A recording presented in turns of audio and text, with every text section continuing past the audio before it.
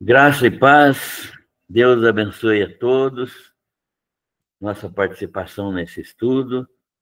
Vamos dar início a uma reavaliação, uma revisão do estudo da carta de Judas, né?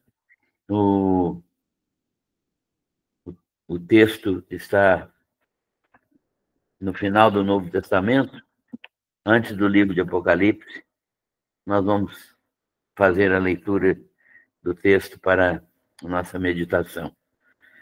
Judas, servo de Jesus Cristo e irmão de Tiago, aos chamados santificados em Deus Pai e conservados em Jesus Cristo.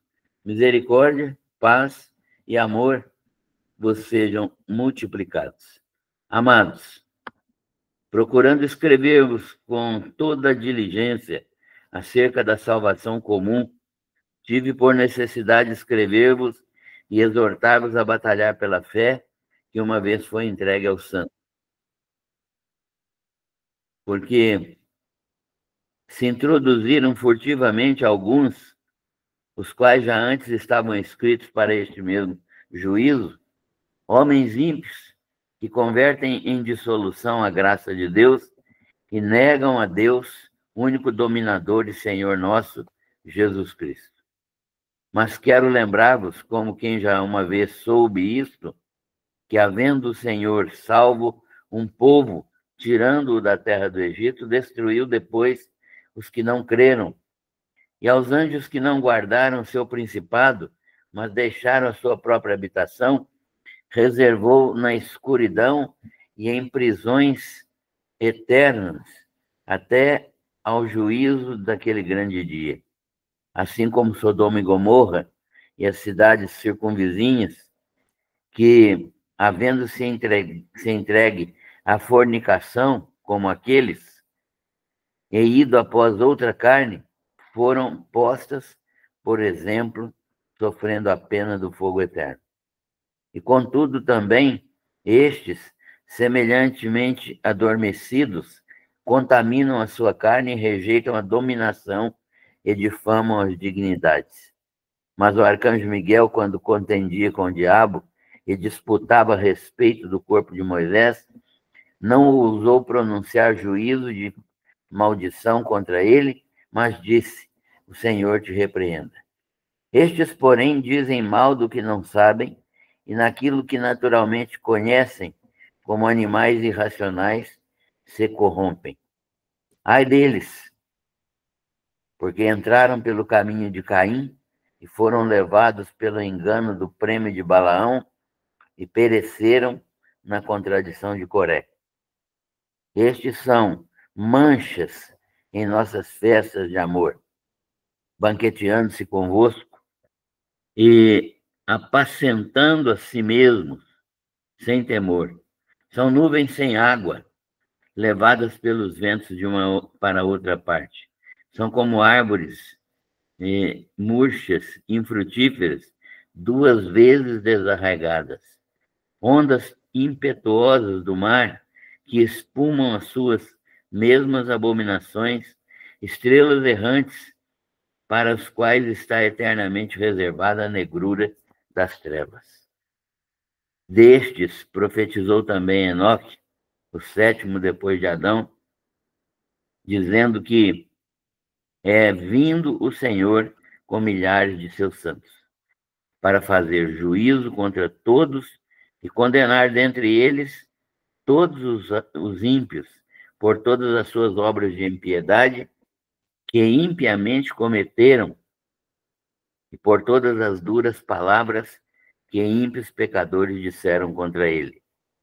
Estes são murmuradores, queixosos da sua sorte, andando segundo as suas complacências, as suas concupiscências, e cuja boca diz coisas muito arrogantes, admirando as pessoas por causa do interesse. Mas vós, amados, lembrai-vos das palavras que vos foram preditas pelos apóstolos de nosso Senhor Jesus Cristo, os quais vos diziam que nos últimos tempos haveria escarnecedores que andariam segundo as suas ímpias concupiscências, Estes são os que a si mesmos se separam, sensuais, que não têm o Espírito. Mas vós, amados, edificando-vos a vós mesmos sobre a vossa santíssima fé, orando no Espírito Santo, conservai-vos a vós mesmos no amor de Deus, esperando a misericórdia de nosso Senhor Jesus Cristo para a vida eterna. E apiedai-vos de alguns, usando de discernimento, e salvai alguns com temor, arrebatando-os do fogo, odiando até a túnica manchada da carne. Ora, aquele que é poderoso para vos guardar de tropeçar e apresentar-vos irrepreensíveis com alegria perante sua glória, ao Deus único, sábio, Salvador nosso, seja glória e majestade, domínio e poder, agora e para todo sempre. Amém. Senhor, nós queremos te agradecer pela oportunidade que o Senhor nos dá de estudarmos a tua palavra, reconhecermos nela a fonte da sabedoria, a fonte da vida, a fonte de uma, uma, uma espiritualidade saudável que é praticada por todos aqueles que vivem na tua presença e que sabem quem é Jesus, que conhecem verdadeiramente a sua vida, o seu ministério, a sua obra salvadora. Nós te louvamos por isso, te agradecemos porque o Senhor nos tem escolhido, nos tem trazido para perto de ti mesmo, por tua graça e por tua misericórdia. Nós louvamos o teu nome, pedimos a tua direção para o estudo desta tarde e um coração sensível, um coração sinceramente desejoso de crescer, de se desenvolver e de se aplicar ao trabalho de glorificar o teu nome, ao trabalho de edificar a tua igreja, ao trabalho de proclamar o teu evangelho àqueles que ainda não te conhecem. Pedimos estas bênçãos, agradecemos por todas as manifestações do teu amor no nosso meio, no meio dos nossos familiares, no meio dos nossos irmãos em Cristo, e pedimos que cada um deles também possa ser despertado para uma vida que glorifique o teu nome. Abençoa a tua igreja, o teu povo, para que em tudo tenhamos essa disposição de sabedoria, de discernimento, para compreendermos a tua palavra. Oramos agradecidos por tudo, em nome do Senhor Jesus. Amém. Nós já demos uma estudada nessa carta em duas etapas, né? Fizemos os primeiros 4 versículos de introdução e depois repassamos os versículos 5 até 25, mas senti necessidade de estudarmos um pouco mais esta carta, porque nós temos visto que verdadeiramente estamos no final dos tempos e a época que nós estamos vivendo é propícia ao aparecimento de múltiplas manifestações de verdades, verdades entre aspas, né? Cada um tem a sua própria verdade, cada um expõe a sua própria verdade e cada um tem defendido essa verdade. Nós sabemos que não há mais do que uma verdade, a verdade é única e então não há mais do que uma verdade bíblica e a palavra de Deus é a única verdade que nós devemos defender e a interpretação desta verdade é de acordo com os apóstolos, é aquilo que os apóstolos creram e aquilo que eles praticaram, que deve ser a nossa crença, a nossa fé e a nossa prática. Tudo que vem fora do ensino apostólico, tudo que vem fora da palavra de Deus, tudo que vem acrescido com novas visões, novas interpretações, novos conceitos, a ampliação de determinadas visões, tudo isso é espúrio, não pode ser base para a nossa crença. Nós temos que crer na palavra, né? A Reforma Protestante já levou isso muito a sério, né? Melanchthon, John Huss, Calvino, Lutero, Zwinglio, esses reformadores chegaram a uma conclusão clara pelo Espírito Santo que a Bíblia é somente isso, a Bíblia e somente a Bíblia. Nós vamos ver isso depois. Então, essa carta de Judas é uma alerta à igreja no final do primeiro século, mas ela serve para hoje perfeitamente, porque desde o final do primeiro século já começou a haver distorções da verdade bíblica. Satanás nunca deixou de trabalhar contra a verdade. Então, nós temos esse inimigo que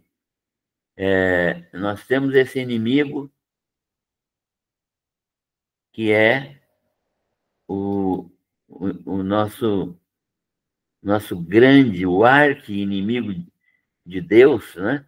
E arqui-inimigo nosso, que não no sentido de que tenhamos dois deuses, não, isso não existe, né? Nós só temos um Deus, que é o Deus Pai de nosso Senhor Jesus Cristo. Satanás é uma criatura, ele não tem o poder que Deus tem, e mesmo agora, nesta nossa limitação da carne, mas crentes em Jesus Cristo e habitados pelo Espírito Santo, nós temos a autoridade de Jesus sobre os demônios e sobre Satanás.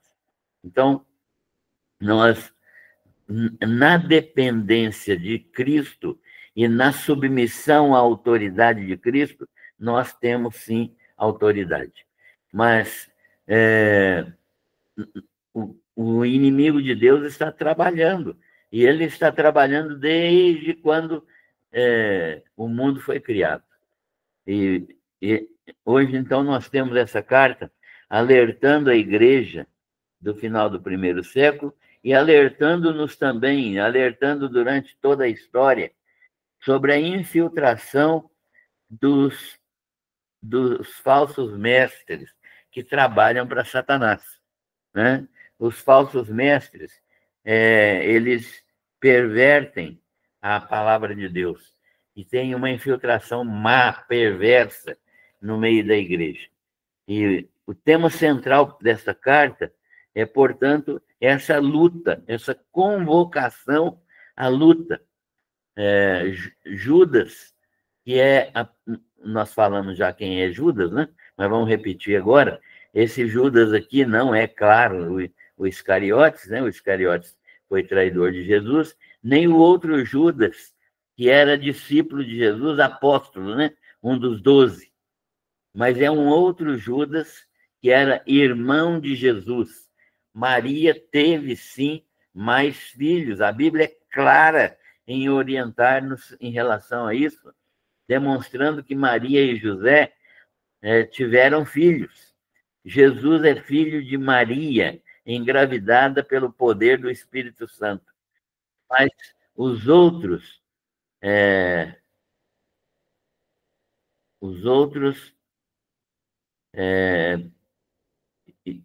filhos de Maria e de José são irmãos, meio-irmãos de Jesus. Este Judas aqui é um dos meio-irmãos de Jesus, né? Talvez o caçula deles, nós não sabemos, mas sabemos com certeza que é o meio-irmão de Jesus. Então, desse modo, nós sabemos que ele está convocando o povo de Deus para uma batalha. Ele queria escrever um tratado sobre salvação, mas viu-se numa necessidade premente de escrever sobre os falsos mestres. Era tão intensa a presença desses falsos mestres que ele achou mais urgente escrever essa carta menor a respeito desses falsos mestres, deixando o tratado de salvação para depois. Não sabemos se ele acabou escrevendo ou não, mas o que ficou escrito foi esta carta de alerta à igreja para abrir os olhos contra esta invasão da mentira, da falsidade no meio da igreja. Então, ele exorta a batalhar, e a palavra batalhar aqui tem o sentido de agonizar. Agonizar é como se você estivesse numa luta mortal, estivesse quase que morrendo, lutando com todas as forças, né, para que a verdade do evangelho permanecesse. Então, ele convoca os crentes a darem o melhor de si, o máximo de si, pela verdade evangélica. O evangelho, nesse sentido, é único. Não existe outro evangelho. Paulo já tinha dito aos Gálatas, né, que até se um anjo ou ele mesmo aparecesse na Galácia pregando outro evangelho, deveria ser considerado maldito, anátema.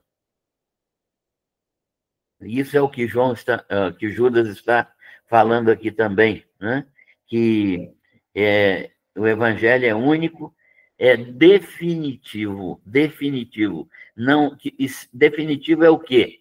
É uma expressão que diz que não há mais nada a acrescentar. Ele já foi completo, ele é eterno, ele é verdadeiro, esse evangelho.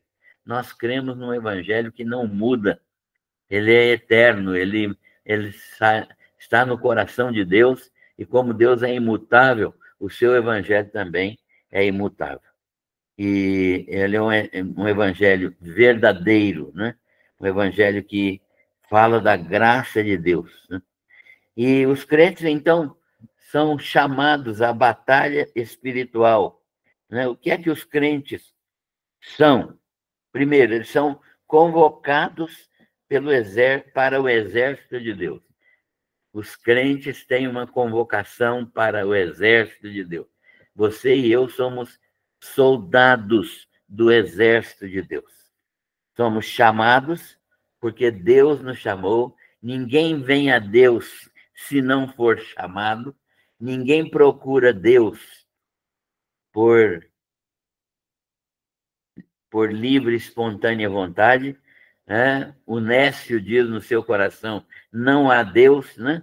Todos aqueles que não conhecem Jesus Cristo não procuram Jesus Cristo, eles procuram satisfação dos seus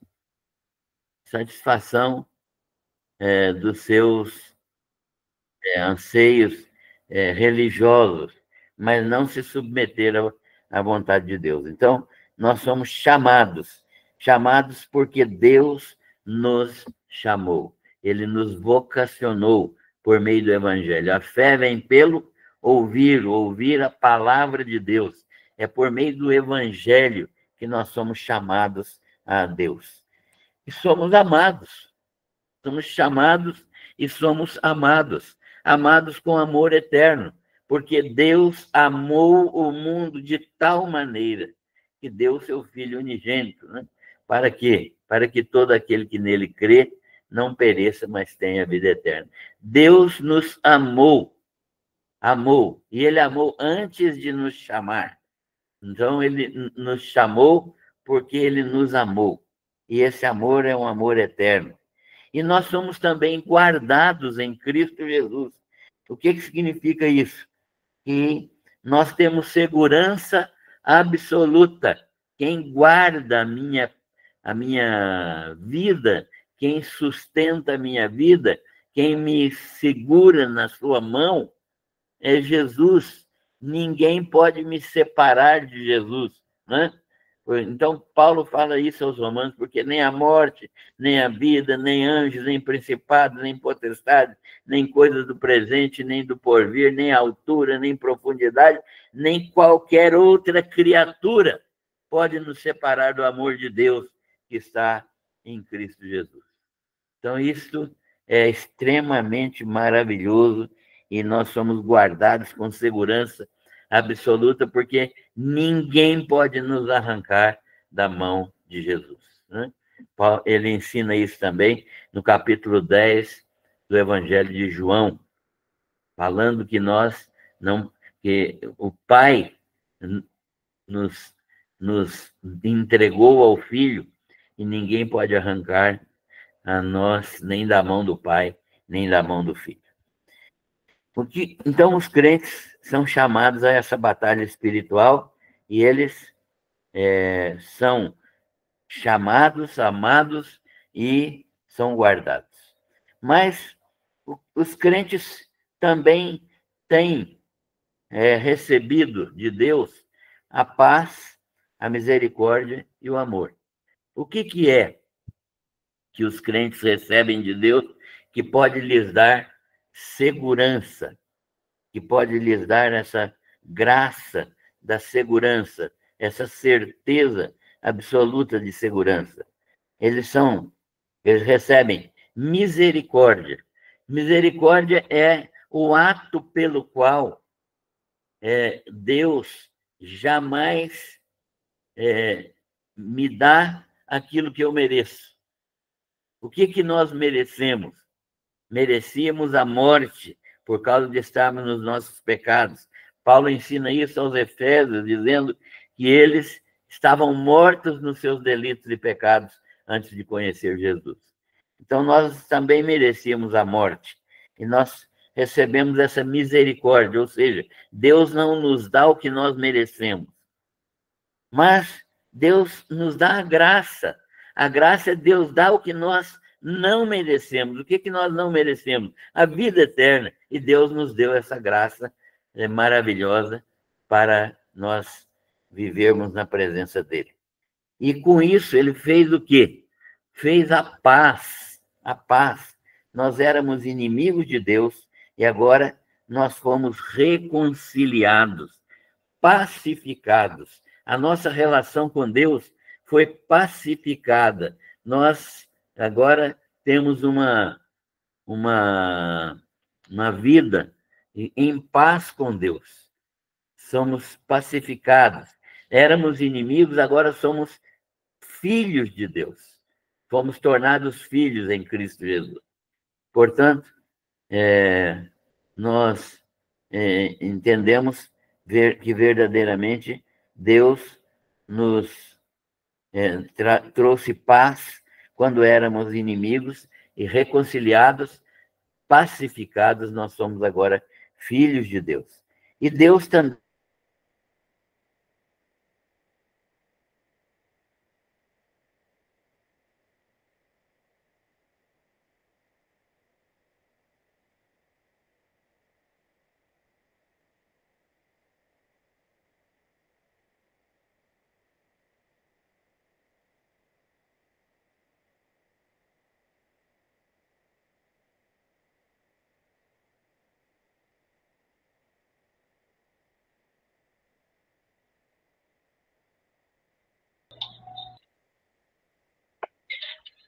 Caiu para todo mundo ou só para mim aqui?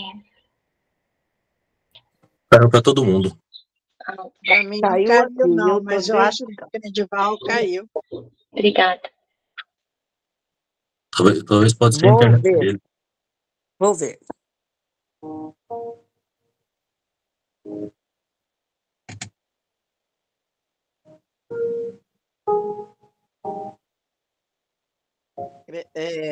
Danilo, tem uma parte que cai energia, né? Ah, pode ter sido isso. Ou a internet também. Não, mas a energia tem lugar que tem acabado, lembra? Uns estudos atrás que eu estava participando, sair, Ele tá, acabou a energia. ele tá tentando entrar de novo. Tá bom. Tá? Legal. Aguenta um pouquinho. Se não entrar, paciência. Ó, Mas deve ter sido a internet, por causa que se fosse a energia, o telefone dele tá com bateria, né? Continuava.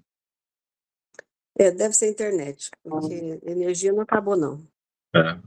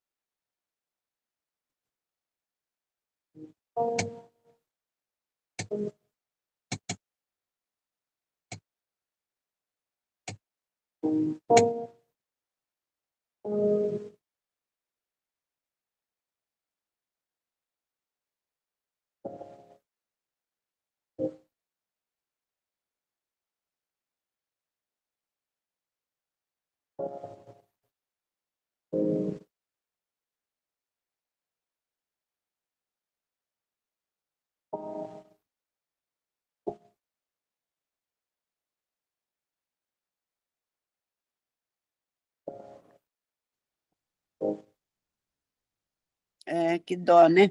Oi, tia Léo. Danilo. Oi. Caiu a ligação do Credival, né? Nilson. Aguenta um pouco aí que já volta. É. Claro que aguenta. Eu achei que, Tá eu eu achei que era energia, Nilson. Nilson, eu achei que era... Oi, Marcão! Oi, irmãzinha querida.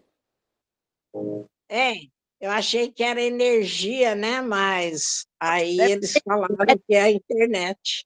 E aí, Marcos? A gente vai se encontrar qualquer hora dessa de novo, né? Maria Deus. Luísa. A Maria Luísa gosta demais de você. Eu também gosto. Mas... Ainda bem que você falou que ela gosta mais que você, né? Se entregou, né? Ela, na verdade, ela tem mais, assim, amizade contigo, afinidade. Mas sempre que você está orando com ela e compartilhando com ela, eu estou ouvindo. É porque eu não sou igual o meu irmão Hamilton, que gosta de estar o tempo todo com todo mundo, né? Lá dentro. Isso tá bom. Vamos aguardar o Credival aqui. Então tá. Guarda aí que alguma coisa vai acontecer. E de bom. Em nome de Jesus. Amém. Com certeza.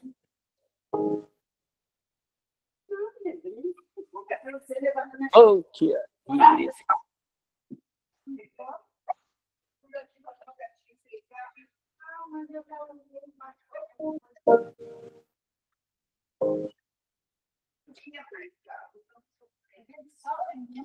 Tia, tu vai jogar do meu lado, ali, já pulou a canela, subiu. Ele está tentando entrar lá de novo. Vamos ver se consegue. Mas era nossa medida, verdade. Talvez não seja a internet, porque a senhora está conectada, né? E está do lado dele aí. Ô, Neuza, a intercessão, vai orando aí para que tudo dê certo.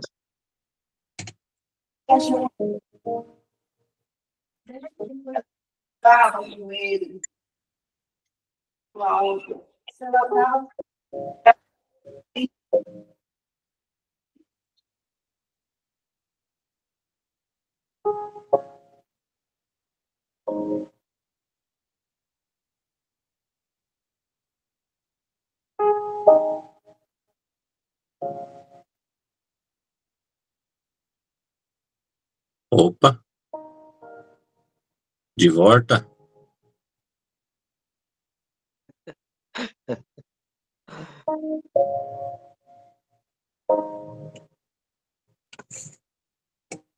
Tá nos ouvindo aí, Credival? Estou ouvindo. Ah, tá bom. Ok. Deu um pane aqui Graças no a Deus computador. deu certo. Isso. Vamos voltar ao estudo. Muito bem. Então, nós estávamos falando sobre a nossa, o amor que Deus derrama no nosso coração, e nós somos amados por Deus, e nós o amamos porque Ele nos amou primeiro. E Ele nos encheu de amor o coração para que nós pudéssemos amá-lo e amar uns aos outros. O amor de Deus é nos dado para amar uns aos outros. E o nosso inimigo, contra quem é a luta, né? Nós devemos entender, como Paulo fala, que o nosso inimigo não é a carne ou o sangue, não temos que lutar contra a carne ou o sangue, não é contra pessoas, mas é contra as hostes espirituais da maldade nos lugares celestiais. Então, quem é o inimigo? Contra quem é a luta? Contra aqueles instrumentos de Satanás. Quais são os instrumentos de Satanás? Os falsos mestres infiltrados. Judas é muito claro. Ele realmente coloca esses falsos mestres infiltrados como pessoas dissimuladas, aquelas pessoas que a gente não pode confiar, como pessoas que fingem ser uma coisa e não são, né? Dissimulados. E eles podem ser pessoas tanto que entram de dentro, de fora para dentro da igreja, embora isso seja um número menor, e principalmente aqueles que estão dentro das igrejas e de dentro para fora, né? Eles já estão dentro da igreja, não são convertidos e começam a ensinar novas doutrinas, né? Então, isso pode acontecer com frequência. E eles são, conforme Judas fala, inimigos da graça de Deus.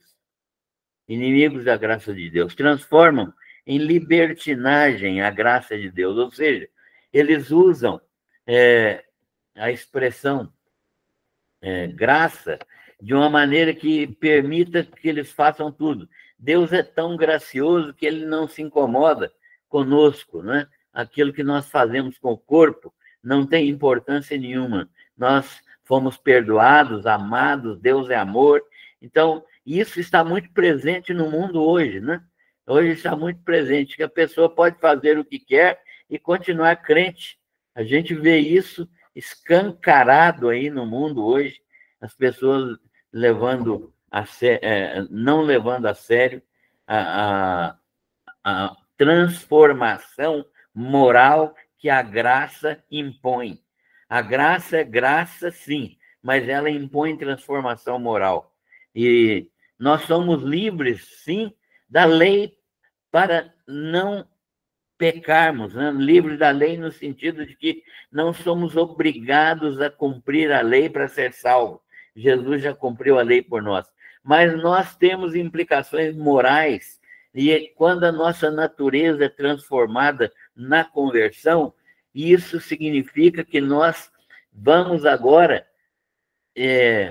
cumprir a lei, porque a nossa natureza pecaminosa foi crucificada com Cristo, e nós temos o poder do Espírito Santo para cumprir a lei. Não para ser salvo, porque ninguém é salvo cumprindo a lei, mas porque fomos transformados, e a nossa natureza transformada agora é uma natureza que tem a inclinação para as coisas boas, a inclinação para a ação de glorificar o nome de Deus e de viver segundo a lei de Deus. Por isso Jesus disse que quem o ama, o segue, o conhece, segue os seus mandamentos, né? Então, a graça não nos livra da lei no sentido de que nós podemos fazer qualquer coisa fora da lei. Ela nos livra da prática da lei para a salvação, porque Jesus já cumpriu toda a lei por nós. Mas nós, como filhos de Deus, com a mesma natureza transformada pelo poder do Espírito Santo, e que a mesma natureza que Jesus tem, nós devemos, sim, cumprir a lei, porque a inclinação da carne é para o pecado, mas a inclinação do Espírito é para a vida eterna. A graça, então, nos livra do pecado, da prática do pecado, mas a libertinagem, que não é liberdade, traz alterações da graça. Ela manipula a graça para fazer aquilo que dá na cabeça, aquilo que as pessoas sentem vontade de fazer. Era o que os falsos mestres ensinavam. Eles ensinavam que podia-se fazer tudo, que não havia nenhum tipo de problema. A libertinagem, portanto, era o contrário da liberdade.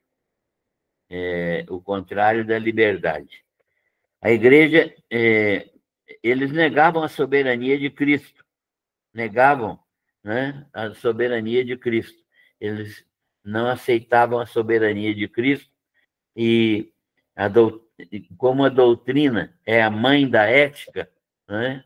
Então, quem não tem doutrina não tem ética. E aí a ética ia para o espaço, porque eles ensinavam que não havia nenhum tipo de soberania em Jesus. Ele era uma pessoa humana, simplesmente, não era filho de Deus. A igreja, então, vai batalhar diligentemente pela fé e pela verdade. A igreja vai levar a sério esse tipo de situação. A certeza... E Judas, então, ensina que esses homens, falsos mestres, eles têm que ser condenados. A certeza da condenação dos falsos mestres é muito clara. Os exemplos que Judas dá são exemplos claros. Se Deus tinha um povo no Egito, salvou esse povo do Egito, tirou de lá, e porque eles manifestaram incredulidade na palavra de Deus, Deus os fez morrer no deserto durante 40 anos de peregrinação, quanto mais, então, contra estes falsos mestres. Os anjos caídos é um outro exemplo que Judas dá. O Judas fala daqueles anjos que seguiram Satanás e que tomaram forma humana para serem atraídos até sexualmente pelas mulheres, né? Pelas filhas dos homens daquela época, do início do mundo. E eles, então, que é a ideia mais comum, mais frequente que se tem a respeito desse texto, é que esses anjos tentaram manter relacionamentos sexuais com essas mulheres, né? E então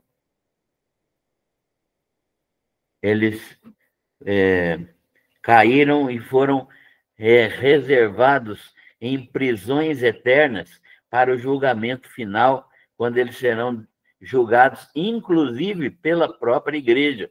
Paulo ensina isso aos Coríntios, dizendo que nós estaremos julgando os anjos. E são esses anjos que perderam o seu principado, que saíram da presença de Deus, seguindo a Satanás, que esses anjos que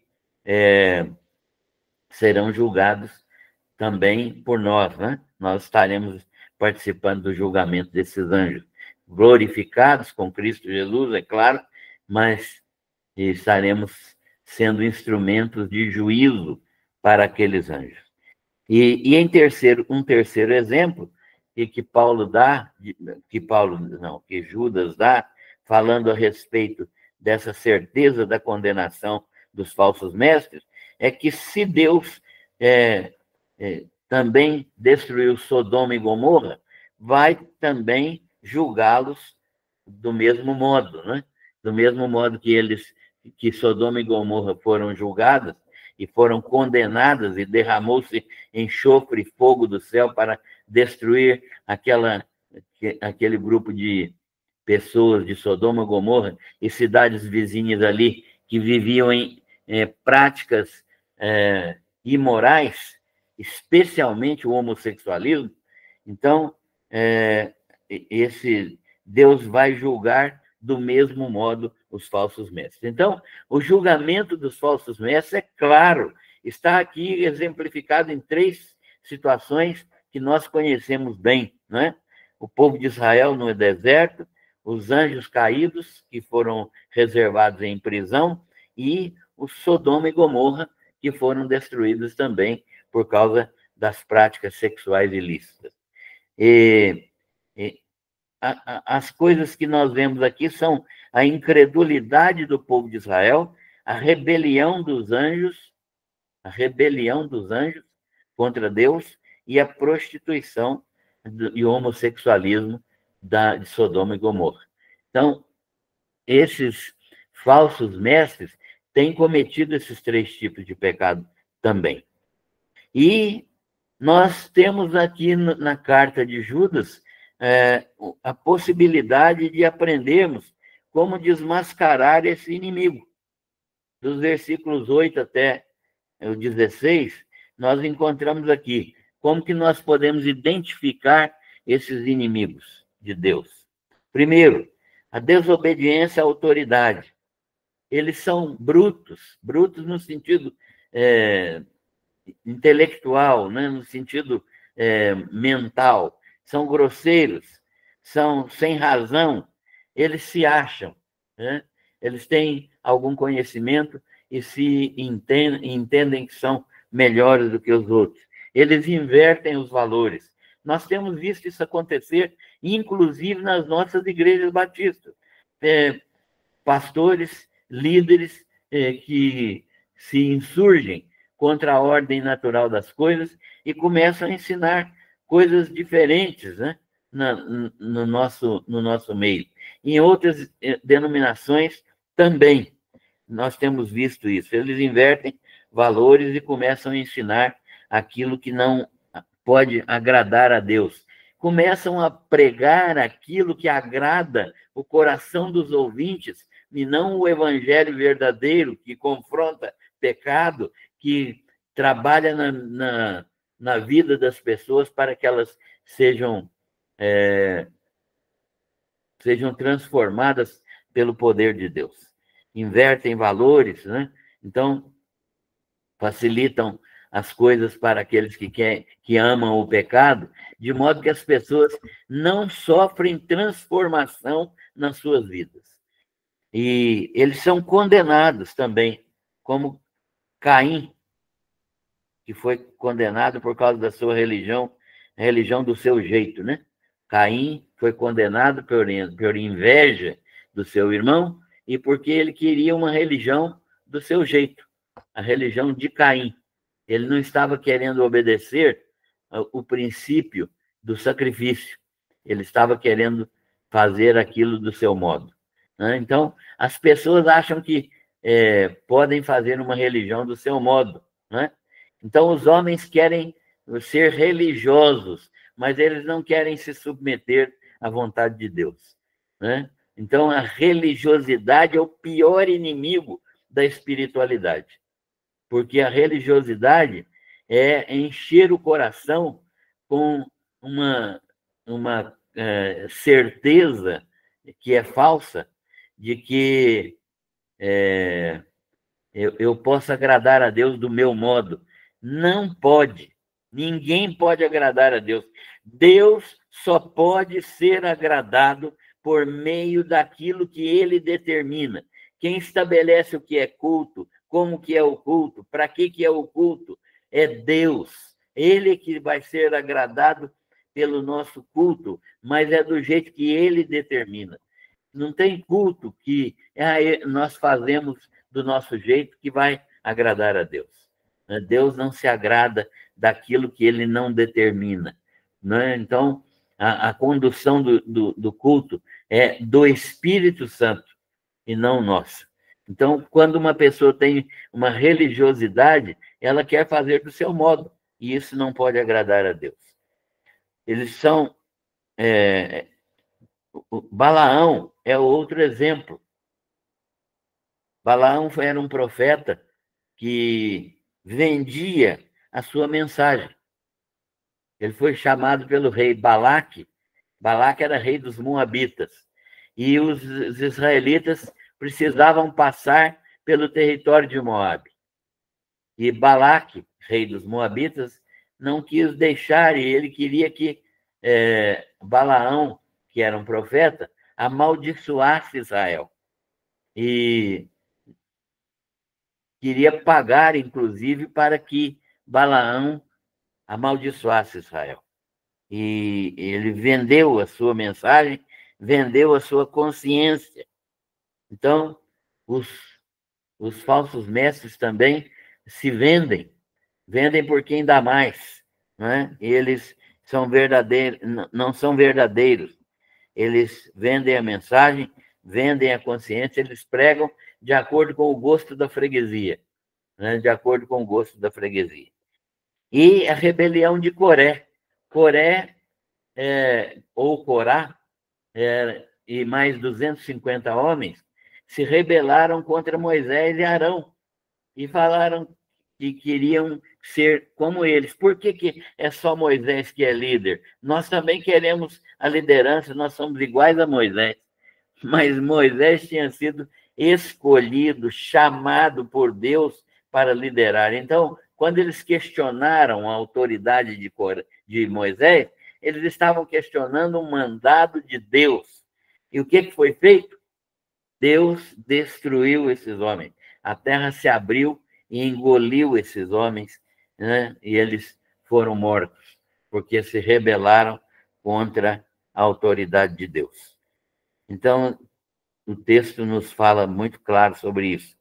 E os falsos mestres, então, são descritos aqui. Eles são rochas submersas. O que é rocha submersa? Rocha submersa são recifes, né? Que provocam acidentes invisíveis, né? Esses homens são como rochas submersas, prontos para que navios esbarrem nesses recifes e se quebrem e se afundem. Esses homens agem da mesma maneira, né? Se introduzem nas festas. Os crentes da igreja primitiva se reuniam dominicalmente para as festas de amor. As festas de amor é quando eles tinham comunhão num determinado lugar, comiam juntos, eles tinham prazer em estar juntos, e eles se introduziam nessas festas, os falsos mestres, e transtornavam essas festas, e tinham práticas ilícitas, inclusive práticas imorais do ponto de vista até sexual, e comiam e bebiam destabeladamente, como nós já sabemos, né? Comiam livremente gula e bebedice. Então, eles faziam dessas festas, mudavam essas festas em dissolução. E eles eram, então, como rochas submersas. Mestres, pastores, pastores que apacentavam a si mesmos, né? Na verdade, eles estavam cuidando, não é do corpo de Cristo, mas eles estavam cuidando de si mesmos, cuidando não do rebanho, mas explorando o rebanho. Eles também eram como nuvens sem água. Judas fala que eles eram como nuvens sem água. O que significa nuvens sem água? Frustração, decepção. Uma nuvem sem água significa que não vai ter chuva. Então, não adianta esperar, né, nada. Eles são como nuvens sem água. Eles não têm nada a oferecer para a igreja. E eles também eram árvores duplamente mortas. O que significa árvores duplamente mortas? São figuras de linguagem que Judas está utilizando para demonstrar que eles não tinham frutos. Eles eram infrutíferos e não tinham raiz também, porque eram duplamente mortas, né? Não tinham sementes, isto é, quem não tem fruto não tem semente. Então, essas árvores estavam fadadas a morrer, né? Sem raiz e sem sementes. E, então, os falsos mestres eram como essas árvores duplamente mortas. Eram ondas bravias do mar. As ondas bravias do mar trazem sujidades, né? Trazem sujeira, trazem perigo para as praias. Os falsos mestres também eram como essas ondas bravias do mar, como esses furacões, que só trazem sujeira e destruição. Eram como estrelas errantes que não servem para orientar. As estrelas eram utilizadas naquela época, até hoje, para orientar navegantes nos mares, e essas estrelas aqui são os falsos mestres, são chamados de estrelas errantes, isto é, estrelas que não têm uma rota certa, não têm uma órbita adequada, que não dá para se confiar nessas órbitas, né? nessa orbitação dessas estrelas. E murmuradores, aduladores, né? Aqueles que falam bem das pessoas pela frente, mas que falam mal por trás, né? E movidos por interesse, eles adulam pessoas, elogiam pessoas até falsamente para ganharem algum tipo de lucro, né? Eles têm fome e sede de lucro. Essas características que Judas traz são características dos falsos mestres. É fácil reconhecê-los. É fácil reconhecê-los. Então, nós vamos estudar agora as penalidades, o que vai acontecer com eles. Nós temos a profecia de Enoque. Enoque foi o 7º depois de Adão. Palavra profética de Enoque, né? Sobre a condenação dos falsos mestres. Enoque, naquela época, um homem que andou com Deus, ele já falou, né? E, embora o seu livro não seja canônico, né? Não é revelação canônica, mas ele já tinha dito sobre os falsos mestres que eles seriam condenados. E nós somos chamados a enfrentar esses falsos mestres. Como? Voltando para as Escrituras. Judas chama a atenção da igreja para voltar para as Escrituras, crendo exclusivamente nas Escrituras e alertados pelos apóstolos. Judas fala, olha, prestem atenção no que os apóstolos disseram e prestem atenção nas Escrituras, porque vocês precisam relembrar que os apóstolos disseram, explicando que o falso mestre está preocupado apenas com seu próprio bem-estar. Eles são lobos disfarçados de cordeiro. Então, eles estão preocupados apenas com o seu bem-estar. Relembrando que eles estão atrás de salários, eles pregam por dinheiro, eles querem uma vida fácil, e eles chegam nas igrejas, pregam para receber bônus, receber sustento, receber coisas boas, hospedagem gratuita.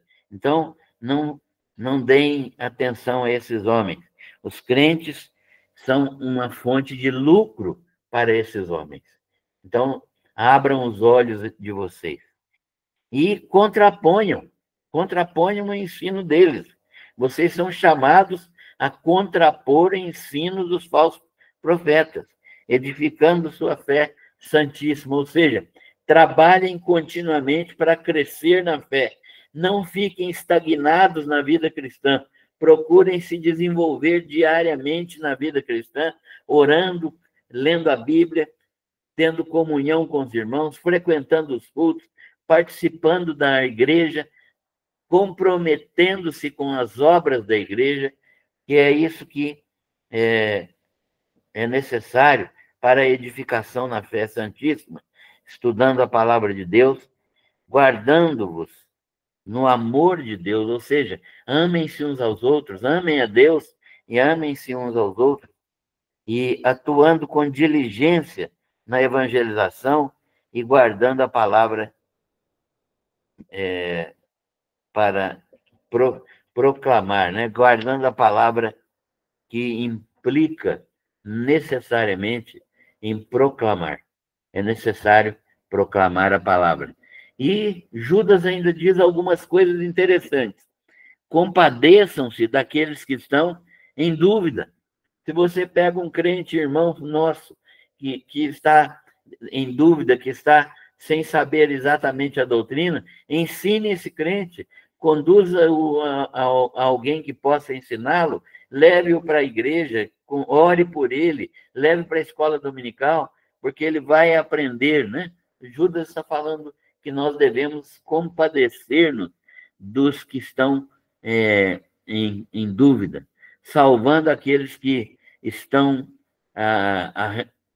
arriscados, aqueles que estão em risco, né? Situação de risco, como se fosse pelo fogo, né? Tirando do fogo ardente da incredulidade e levando-os para, tirando-os do incêndio do fogo eterno para a salvação em Cristo Jesus. Essa é uma missão de resgate, a missão de evangelização é uma missão de resgate. E há muitas pessoas na igreja que já estão na igreja, né? Na igreja visível, e que ainda não foram completamente evangelizadas, que ainda não creem biblicamente no Evangelho, né? Tem a sua crença, mas não tem uma crença bíblica no Evangelho. Portanto, precisam de ser evangelizadas, e isso é conosco, né? É com os crentes maduros que já crescem espiritualmente, para que eles tenham o dever de levar essas pessoas a Cristo. E Judas ainda chama atenção: cuidado para não se queimar. Vocês vão lidar com gente que está no fogo, cuidado para não se queimar ao auxiliar os outros, ou seja, não sejam contaminados pelas falsas doutrinas, né? Tem que ser no poder do Espírito Santo, né? Tem que ser com a doutrina verdadeira, aquela doutrina apostólica e que foi aprendida pelos apóstolos com Jesus. Comprometa-se com o Senhor, né? Ele é poderoso, ele guarda de tropeçar, ele completa a obra, ele nos apresenta imaculados a Deus. Jesus nos apresenta imaculados diante de Deus, né? Ele é poderoso para nos guardar de tropeçar e nos apresenta a Deus com obra completa. E toda glória, toda honra, todo louvor deve ser dado ao Deus eterno por meio de Jesus Cristo. Quais as conclusões que nós podemos tirar desta carta para nós hoje, para agora? O que nós devemos fazer a partir de agora? Primeiro, vigilância em oração. Não nos esquecermos que o diabo anda em derredor de nós, procurando alguém, rugindo como um leão, procurando alguém que possa tragar. Ninguém está livre desta atuação de Satanás. Ele roda ao redor de nós. Roda ao redor de nós. Então, o que nós precisamos? Vigilância em oração. Vigilância. Nós precisamos estar atentos diariamente às ciladas do inimigo. Ele não pode nos atacar diretamente, mas ele pode armar ciladas. Por que ele não pode nos atacar diretamente? Porque nós somos ungidos, nós temos a unção do Santo, nós somos habitados pelo Espírito Santo, né? e nós recebemos essa unção que o Senhor Jesus nos dá, que o Espírito Santo está dentro de nós. E aquele que guarda os mandamentos de Deus, nele está. E Deus está nele. E nisso nós conhecemos que nós estamos em Deus, pelo Espírito Santo que nos foi dado, né? E pela unção do Santo. Sabemos que somos de Deus e todo mundo jaz no maligno, né? E sabemos que todo aquele que é nascido de Deus não peca, mas aquele que é gerado de Deus conserva-se a si mesmo e o maligno não lhe toca. Aleluia. Glória a Deus. Porque verdadeiramente nós podemos, em vigilância, vencer o inimigo. Segunda conclusão. Estudo sistemático da palavra de Deus. Bíblia é para ser comida e bebida do crente. Comida e bebida do crente. Você come no café da manhã, no almoço, no intervalo entre o almoço e a janta e às vezes lanche à noite, né?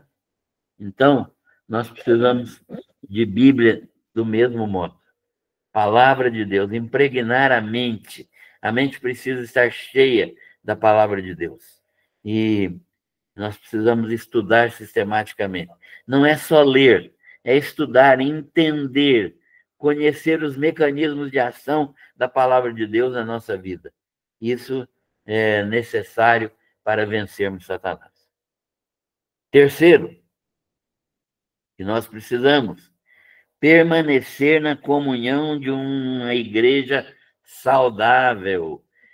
Crente não pode ficar isolado. Esse negócio, eu cultuo a Deus em casa, eu cultuo a Deus não sei aonde, eu não preciso de igreja. Isso é coisa de Satanás na cabeça das pessoas. Crente precisa da comunhão de uma igreja saudável, uma igreja doutrinariamente saudável. Crente precisa disso. Então, não deixe de frequentar uma igreja, né? Não invente desculpa para não frequentar uma igreja. Vá, participe, porque é fundamental. É fundamental. A igreja não te salva, mas a igreja te ajuda a caminhar, a igreja te fortalece, a comunhão com os irmãos te ajuda a entender melhor a palavra de Deus, a receber bênçãos por meio dos dons espirituais que os outros irmãos têm e a compartilhar os seus dons espirituais com os irmãos.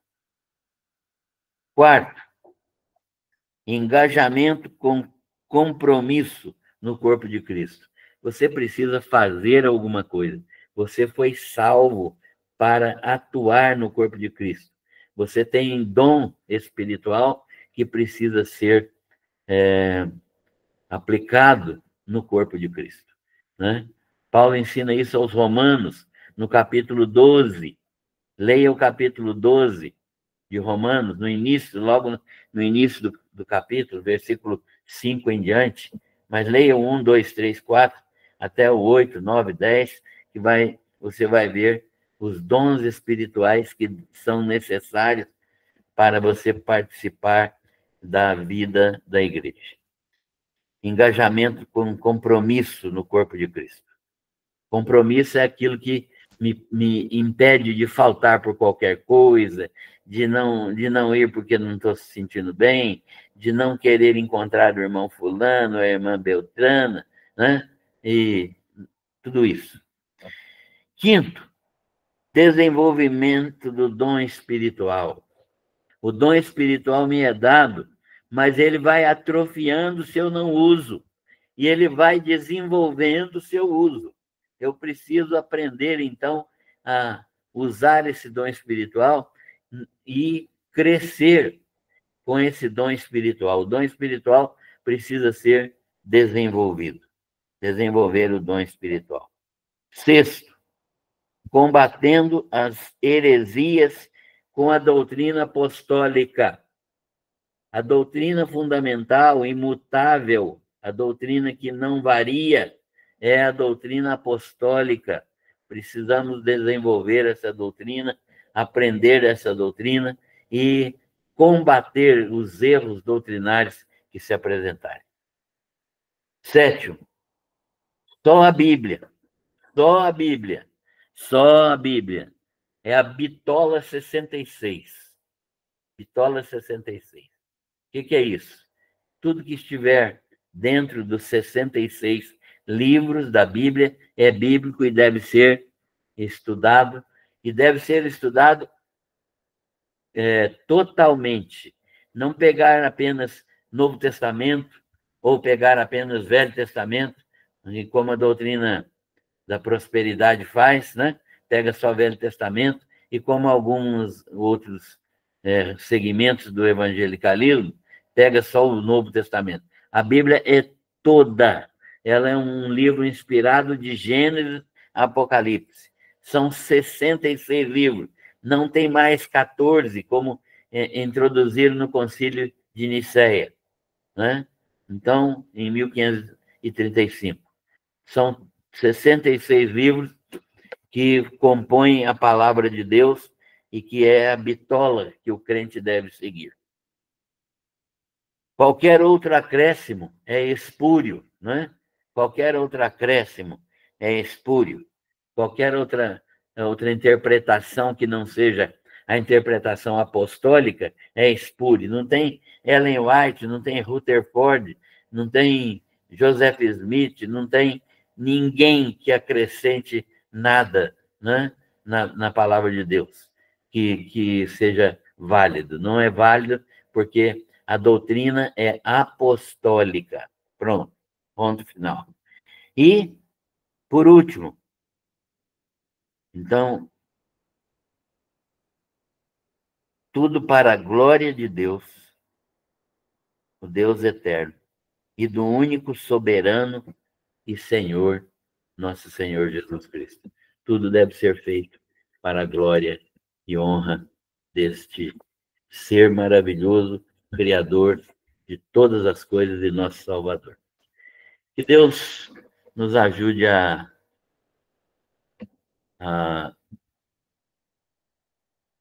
crer nessa palavra, a acharmos graça nessa palavra, né? Percebemos que verdadeiramente essa palavra enche o nosso coração de satisfação, de alegria, de certeza de que nós estamos vivendo no caminho certo e que a palavra do Senhor é fundamental para a nossa vida, né? E desse modo que Deus possa iluminar a nossa mente. Vamos ler de vez em quando essa carta de Judas, porque ela é muito importante para nós. Deus abençoe a todos.